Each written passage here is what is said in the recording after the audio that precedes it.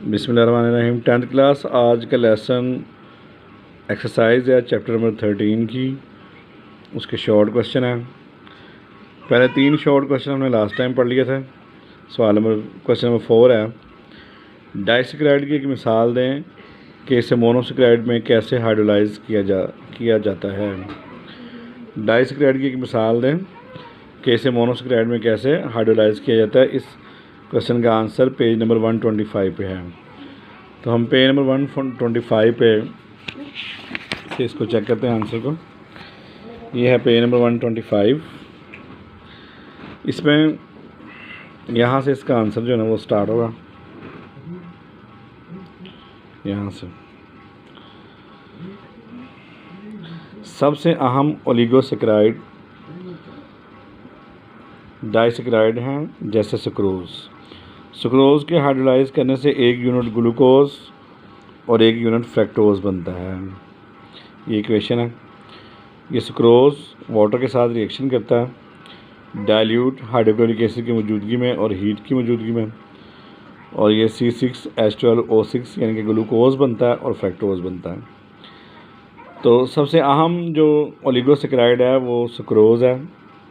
Sucrose ये जो चीनी हम शुगर इस्तेमाल करते हैं खाने में, इसे सुक्रोज़ कहते हैं। जब सुक्रोज़ को हाइड्रोलाइज किया जाए यानी वाटर के साथ रिएक्शन करवाया जाए तो ग्लूकोज और फ्रक्टोज ये 2 चीज़ें बनती हैं। ये सुक्रोज़ का हमने वाटर के साथ रिएक्शन करवाया in the presence of dilute HCl और हीट की मौजूदगी में, तो बनता है ग्लूकोज और फ्रक्टोज। तो ये इसकी हाइड्रोलाइज होने की इक्वेशन है। आइए क्वेश्चन नंबर नेक्स्ट है, क्वेश्चन नंबर 5, पॉलीसेक्राइड की खसूसियात बयान करें। ये क्वेश्चन नंबर 5 है, पॉलीसेक्राइड की खसूसियात बयान करें। इसका आंसर पेज नंबर 126 पे है। तो 126 पे जो है ना हम इसको आंसर को देखते हैं। पेज नंबर 126 पे पॉलीसेक्राइड की खसूसियात, ये अमोर्फियस, ठोस और बेजायका होते हैं। लास्ट टाइम भी आपको बताया था कि सॉलिड 2 तरह के होते हैं, अमोर्फियस और क्रिस्टलाइन। जो बेशकल सॉलिड है उसे अमोर्फियस कहते हैं। तो ये इनके तो ये बेशकल हैं, इसलिए ये अमोर्फियस सॉलिड हैं, और बेजायका यानी कोई जायका नहीं होता। ये पानी में इनसॉल्युबल हैं, यानी पानी में हल नहीं होते, और नॉन रिड्यूसिंग ख्वास रखते हैं। ये नॉन रिड्यूसिंग है, यानी चीज़ों के अंदर से ऑक्सीजन को निकाल के उनको रिड्यूस नहीं कर सकते, तो नॉन रिड्यूसिंग ख्वास रखते हैं। तो ये इनकी खसूसियात है। नेक्स्ट क्वेश्चन नंबर 6 है, प्रोटीन्स कहाँ पाई जाती हैं। ये क्वेश्चन नंबर 6 है, प्रोटीन्स कहाँ पाई जाती हैं। इसका आंसर पेज नंबर 128 पे है। तो पेज नंबर 128 पे हम जो है ना ये आंसर को तलाश करते हैं। तो पेज नंबर 128 ये इसका आंसर है, यहाँ से लेकर और यहाँ तक। प्रोटीन तमाम जिंदा अजसाम में मौजूद होती हैं। जानवरों के अजसाम का ज़्यादातर हिस्सा मांस सिवाय हड्डियों के इन पर मुश्तमिल होता है। ये जानवर के तमाम सेल्स और टिश्यूज़ का अहम जुज़ हैं। तकरीबन खुश्क सेल के वज़न का 50% प्रोटीन से बना होता है। ये मसल्स, जिल्द, बालों, नाखून, वूल, परों वगैरह में पाई जाती है। तो प्रोटीन ज़िंदा अजसाम में पाई जाती है 10th क्लास, और हड्डियों के सिवा बाकी जानदार अजसाम के गोश्त वाले हिस्सों में पाई जाती है। तमाम टिश्यूज़, तमाम सेल्स, टेंडन्स, लिगामेंट्स ये सब प्रोटीन की बनी हैं। अगर किसी सेल को खुश्क करके उसका वज़न किया जाए तो 50% बीच में प्रोटीन शामिल है। ये प्रोटीन पाई जाती है हमारे मसल्स में, जिल्द में, बालों में, नाखून में, वूल यानी कि ऊन में, और परों वगैरह में पाई जाती है। तो ये इसका आंसर है क्वेश्चन नंबर 6 का। नेक्स्ट है क्वेश्चन नंबर 7। क्वेश्चन नंबर 7 है, कार्बोहाइड्रेट्स के इस्तेमालात बयान कीजिए। इसका जवाब पेज नंबर 126 पे है, कार्बोहाइड्रेट्स के इस्तेमालात।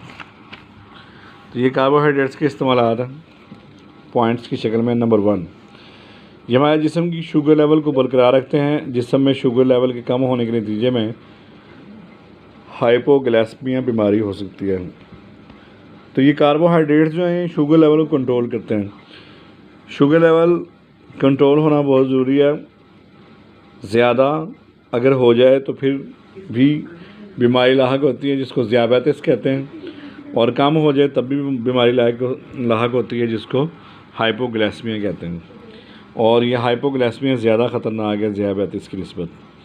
दूसरा पॉइंट है, ये डाइजेस्टिव सिस्टम में मदद देने वाले बैक्टीरिया को ज़रूरी न्यूट्रेंट फराहम करते हैं। हमारे स्टमक में डाइजेस्टिव सिस्टम को रवां रखने के लिए जो बैक्टीरियाज़ मौजूद हैं, तो ये कार्बोहाइड्रेट जो है उन बैक्टीरिया के लिए न्यूट्रेंट फराहम करता है, यानी कि उनकी खुराक बनता है, बैक्टीरिया की खुराक। तो उन बैक्टीरिया को जो कि डाइजेस्टिव सिस्टम में हिस्सा लेते हैं, उनको ज़िंदा रहने के लिए कार्बोहाइड्रेट्स की ज़रूरत होती है। तीसरा पॉइंट है, डाइटरी फाइबर आंतों को ठीक तरीके से काम करने में मदद देता है।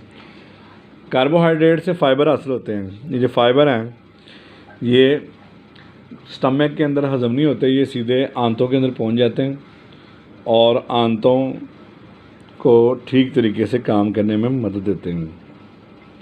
डाइटरी फाइबर का ही एक और इस्तेमाल है कि ये कोलेस्ट्रॉल लेवल को कम करने में मदद देता है और ब्लड प्रेशर को कंट्रोल करता है। तो अगर हम कार्बोहाइड्रेट्स को यूज़ करें तो जिस्म का डाइटरी फाइबर पूरा होता है। डाइटरी फाइबर जो ना वो हमारे कोलेस्ट्रॉल लेवल को घटाता है और ब्लड प्रेशर को कंट्रोल करता है। और लास्ट है कि कार्बोहाइड्रेट्स मसल की क्रैम्पिंग से हिफाजत करते हैं। क्रैम्पिंग का मतलब होता है खिंचाव। तो मसल जो पुल हो जाते हैं, उन क्रैम्प कर जाते हैं, खिंच जाते हैं, पुल हो जाते हैं, तो ये उससे बचाते हैं। अगर हमारी खुराक में कार्बोहाइड्रेट्स अगर शामिल हैं तो फिर मसल जो है ना वो पुल नहीं हो सकते, क्रैम्पिंग नहीं होगी। नेक्स्ट क्वेश्चन नंबर 8 है। क्वेश्चन नंबर 8, लैक्टोज एक डाइसेक्राइड है, इसमें कौन कौन से मोनोसेक्राइड होते हैं? इसका जवाब भी पेज नंबर 126 पे है। तो पेज नंबर 126 पे हम इसका आंसर जो है वो देखते हैं। पेज नंबर 126 पे ये क्वेश्चन नंबर 8 का आंसर, लैक्टोज जो कि ग्लूकोज और गलैक्टोज पर मुश्तमिल होता है और दूध और डेयरी की अशिया में पाई जाने वाली अहम शुगर है। यहाँ तक इसका जवाब है। तो लैक्टोज जो ना ये कार्बोहाइड्रेट है जो कि 2 चीज़ों पर मुश्तमिल है, ग्लूकोज पर और गलैक्टोज पर। यही क्वेश्चन था कि लैक्टोज किस चीज़ पर मुश्तमिल है। तो लैक्टोज में 2 चीज़ें हैं, ग्लूकोज और गलैक्टोज। तो ये शॉर्ट क्वेश्चन आज का लेसन है 10th क्लास।